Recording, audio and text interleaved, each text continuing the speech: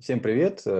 Сегодня мы хотим поделиться с вами о том, как можно по-настоящему позаботиться о себе в такие сложные времена, когда карантин, когда пандемия, вирус, и мы сидим дома в этом постоянно негативном информационном поле, количество заболевших, количество умерших, повышенный уровень стресса, тревоги, возможно, приходит. И мы сидим в этом всем, и на самом деле не знаем, как на самом деле позаботиться о себе. И мы поделимся с вами простыми прикладными вещами, рекомендациями, которые можно использовать прямо сейчас.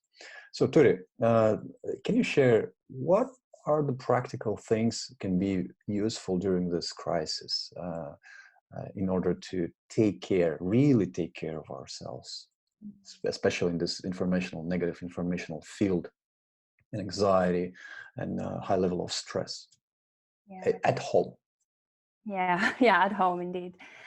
Um, yeah, it's really we're living such a difficult times, something that we've never experienced before, and we're all facing something new, something difficult, and something that we don't really know how to handle. And my, what I've noticed with myself and with the people that I'm in contact with. And overall, as in life, always, what is really useful is just really notice what is going on. So take time to recognize the difficult emotions that are here. Take time to notice the anxiety or the fear, and connect with compassion and kindness, because it's okay to feel these things. It's absolutely normal that we feel anxiety or fear or depressive thoughts right now. So there's no reason to push them away or try and distract ourselves, but it's actually very useful to take some pauses and notice what is here with me. And I think that's a practical tip that I would give to anybody, is just to take some time, take few minutes here and there to just notice what is going on with me. Mhm. um, and uh, and really step out of that constant checking the news or checking the social media, Mhm. or finding the latest information. It's hard because we are curious and we want to know, but really this sort of kind self-discipline is really called for right now. Mhm. um, Setting some rules with yourself, that perhaps just once or twice a day you check the news and that's it. Мгм. Um, I think these are really important things for self-care at the moment. Да, мы действительно живем в этих неопределенном каком-то времени сейчас, и раньше такого не было. Это что-то новое для нас всех на глобальном уровне, действительно. И, и с этим взаимодействовать тоже по-новому приходится. И что на практическом уровне можно сделать, это даже вот на своем примере, как я это делаю, то я рассказываю, да, это действительно замечать, что происходит вот со мной в этом моменте. Например, когда приходит особенно тревога или какой-то трудный опыт, ощущения, эмоции, или даже те же мысли, которые начинают нас перегружать.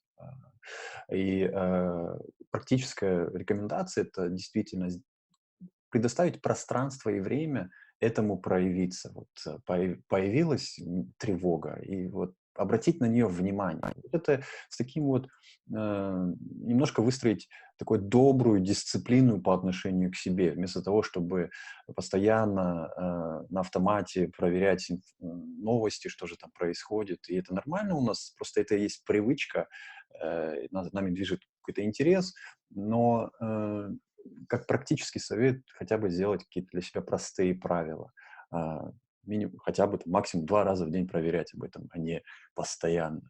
И опять же, на практическом уровне предоставляйте себе пространство, чтобы замечать, что происходит. Это абсолютно нормально почувствовать и дать этим эмоциям и ощущениям возникнуть. Даже если они трудные, даже если это тревога, даже если это страх. Побыть с этим. Вот. И это вот рекомендации. И от себя добавлю, это действительно то, что может вам помочь. Ведь тревога и разные состояния, трудные эмоции, они хотят одного, чтобы вы на них обратили внимание. Буквально. Обратить внимание, как это ощущается в теле. Распознать это, позволить этому быть, исследовать это, дать название, например, да, и использовать дыхание. Вот еще один практический совет. В любой сложной ситуации можно направить внимание на дыхание, подышать, вдох-выдох, и позволить, и заметить, насколько это все может измениться. Состояние тревоги уходит, и мы заземляемся и успокаиваемся. Ну и поменьше сидеть в этом информационном поле негативном, постоянно быть начеку, что же там произошло и сколько людей заболело. Вот. И таким образом, эти простые инструменты мы хотим с вами поделиться с очень такого доброго места, и позаботьтесь о себе, позволяйте себе чувствовать эти трудные эмоции. Thank you, Tori, for this practical tools. I think it's very important to share such kind of practical tips and hints during these hard times. And maybe just, if I may add a little thing, just notice that as part of this kind self-discipline that I mentioned, I think it's really useful to sort of practice some kind of try and keep the normalcy of our life, because when we're just home, things just blur. Days blur, weeks blur, months start blurring, and every day becomes similar. And it's for our mental health and continuing to feel good about ourselves, it's really useful to try and keep, even though we're just home, try and keep our life as normal as we can. So in the morning we wake up and we might go to work. It might just be, you know, in the kitchen to your laptop, but it's still going to work. And then work ends at the same time as it would end at the office. And then we go to our real life or our private life, and we cook dinner and we do exercise. And so keeping up these structures of the day as we would any other time keep these structures. So it's very useful. Otherwise we really go into this blur of time and just everything sort of molding together. And that mentally becomes very hard. Ну и в рамках вот это, то, что говорила Туйре, такое добрая самодисциплина, ведь действительно запертыми в доме, в карантине, все может стать, вот, как знаете, повторяться, как день сурка, да, и это все может как-то размываться, и ощущение времени теряться, дни, недели, месяца. Вместо того, чтобы вот в этом проваливаться в это, просто соблюдайте свой день, как он бы шел, если бы этого не было. Да, вы не ходите сейчас в офис, но вы ходите, например, со своим лэптопом на кухню и работаете. А после этого у вас вечер и ужин там, с семьей. Как нормальная жизнь. Продолжайте жить нормально. И относитесь к этому нормально. Даже в рамках своей квартиры, дома. И это может действительно помочь вам соблюдать понимание, точнее, осознавать, что происходит, и вы продолжаете свою жизнь. Это тоже некий акт доброты к себе и в рамках вот этой доброй самодисциплины. Thanks, Tori. Thank you.